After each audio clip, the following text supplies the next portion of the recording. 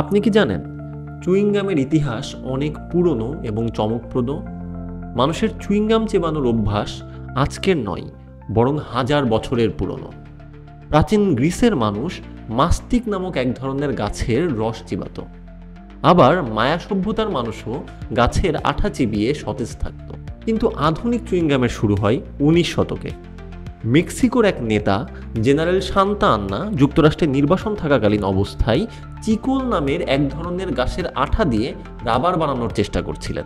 ঠিক সেই সময় আমেরিকান একজন উদ্ভাবক থমাস অ্যাডামস সেই চিকোল গাছের আঠা দিয়ে এক্সপেরিমেন্ট করতে যাওয়ার সময় আবিষ্কার করলেন যে এটা তো একটা ভালো চিবানোর জিনিস হতে পারে। এরপর 1871 সালে তিনি চুইংগাম নামক একটি পণ্য বাজারে আনেন। ধীরে ধীরে এতে মিষ্টি, মিন্ট, রং এবং ফ্লেভার যোগ করেন।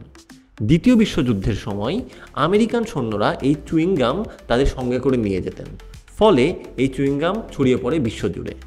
চুইংগাম আজ কেবল একটি মজার খাবার নয়, বরং এটি স্ট্রেস কমাতে, মুখের দুর্গন্ধ দূর করতে এবং ধূমপান ছাড়াতে সাহায্য করতেও ব্যবহার করা হয়।